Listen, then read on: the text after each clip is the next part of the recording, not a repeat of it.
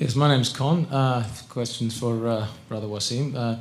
Just two, actually. And I want to preface these questions by saying that I'm happy to be corrected, so I'm just going to ask some questions about some things I've found. You said, and I'm sure many Muslims here would agree, that they believe that you only have one Quran. Okay, correct? And that a lot of the attack, or I won't say attack, but a lot of this stuff was, we have different Bible translations, etc. Well, my understanding is there are Islamic traditions that say that there was more than one Quran, that Ubay ibn Ka'b had a Quran, which had a different number of surahs. Also, recently I saw an interview with Yasir Qadhi, which talked about the qira'at problem. Bernie Power in Australia is doing an analysis of more than 30 different qira'at, finding razm differences. I'm not making a judgment on that. I would like to know what your thoughts are on that. Thank you.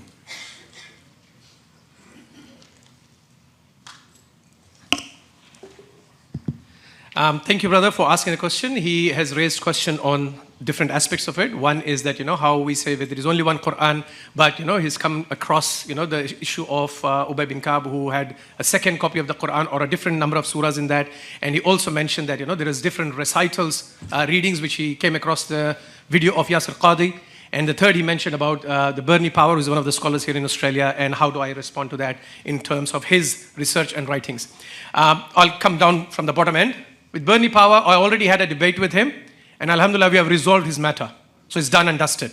So whatever he writes now, I don't know who will follow that, but we had a big debate in Melbourne, and since then he is done with us. So what we do is we do a public debate with somebody who has questions about Islam, and we respond to that. And after that, the people, the community can make a judgment, what ability each speaker has.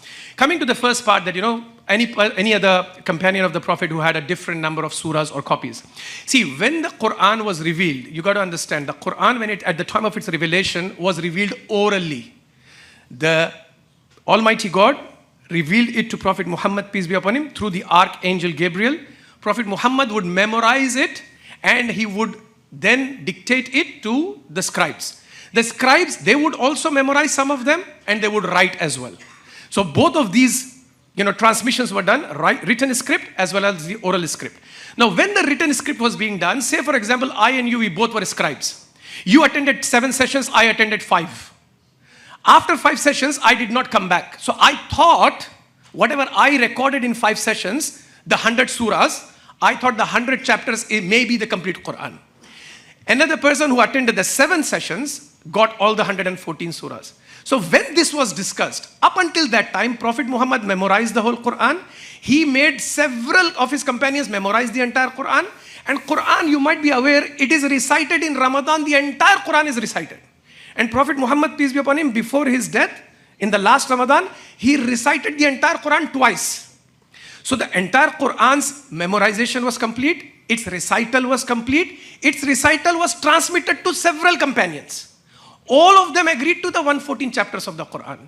So there was never a disagreement or an argument. Some who only had 100 of them, when they initially thought, I only have 100, is this the complete Quran? They were informed, no, after you left the session, we had 114 chapters. They immediately agreed to it. So there has never been a disagreement on that. At the time of Uthman radiallahu anh, the third caliph, as Professor Keith raised that question as well previously, Uthman radiallahu anh, he burnt certain copies of the Quran. Why did he burn? Now, this is all mentioned in the hadith, in Sahih Bukhari, volume number 6, hadith number 509, 510, 514, as well in hadith number 204. All of this is mentioned there in detail. So nobody has found some new research. Bernie Power is not going to go and do some new research. He's only going to quote these hadiths. The hadith itself gives the answer. In the hadith, a person came to Uthman, peace be upon Uthman radiallahu anh, and he said, oh Uthman, before Muslims start to disagree like the Christians, let's make sure we have a written script, official written script. So Uthman radiallahu anh, he said, okay, let's bring the first manuscript, which was with the first caliph, Abu Bakr. It was passed on to Umar, the second caliph. It was passed on to the wife of the Prophet, the third person. And now Uthman took it and made copies of it, official copies in the print paper, and then spread it across. This included this. In this hadith of Sahih Bukhari, it mentions, Prophet Muhammad said, I have been received Quran in 7 dialects. So 7 ways of reciting the Quran. I'll give you one example. The first surah of the Quran, Surah Fatiha, every Muslim memorizes that. It reads in the 4th verse, Maliki Yawmiddin. So those who know Arabic may understand that. Maliki Yawmiddin.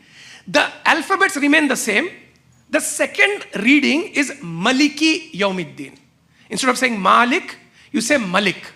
Both the meanings are fulfilled in that ayah, in that verse. But these are 2 different ways of reciting because the Arabs had 7 tribes. So when the Quran was revealed, it was for all the 7 tribes. So all the 7 dialects were included in it. So nobody else can add the 8th dialect. You know, one of my friends is Egyptian. The Egyptians, they use Ga. They cannot now go to the Quran instead of Ja, they cannot make it Ga anymore, not an 8th reading. It's not permissible. All the 7 readings come from Prophet Muhammad, peace be upon him. What Yasir Qadhi was referring to, he was saying he does not have full understanding of all these recitals. Just because he does not have, does not mean nobody else has. I have, many others have. In Muslim community, amongst the memorizers of the Quran, there are several memorizers who memorize all the 7 ways of reciting it. So the Sabah Ahruf has got 10 combinations now. So we call it Ashra Qira'ah, 10 recitals of the Quran. So there is no difference amongst Muslims, Sunni, Shia or any part of the world, any language of the world. They all memorize Quran in that 114 chapter skeleton. And all the recitals, they choose one of those recitals, whatever is easier for them. But we have memorizers who have got all the 7 memorized by them. So I hope that responds to that. Thank you. Sure. Thank you. Just want to make sure I understand. So you're saying that none of the different qira'at or the different versions have any consonantal differences. That's what you're saying? No, there are multiple readings. There are multiple readings. Yeah, but it's like Malik, Malik. Yeah. There is another one, for example. I know that. But what I just want to clarify, you're saying that they're only the dots and the vowels. You're saying the consonant, the razm, is all the same. No, that is one way. That is one ahruf. That is one way. The second is, as I said, the Egyptians have a different way of pronouncing jim. For example, ja is pronounced as ga. Similarly, 7 ahruf at the time of Prophet Muhammad, all the 7 were revealed to him. All the 7 ways of reciting it. So the alphabets were also replaced. For example, in Surah Nas, you recite min sharri ma khalaq, min sharri nafasati fil uqad, min shaddin nafasati fil uqad. So the ra changes to da. So all of these replacement of the alphabets were also fully protected. All the recitals, whatever recitals you have, all these trace back to Prophet Muhammad, and each recital has the memorizer of the Quran. Hope that answers the question. Yeah. Thank you very much.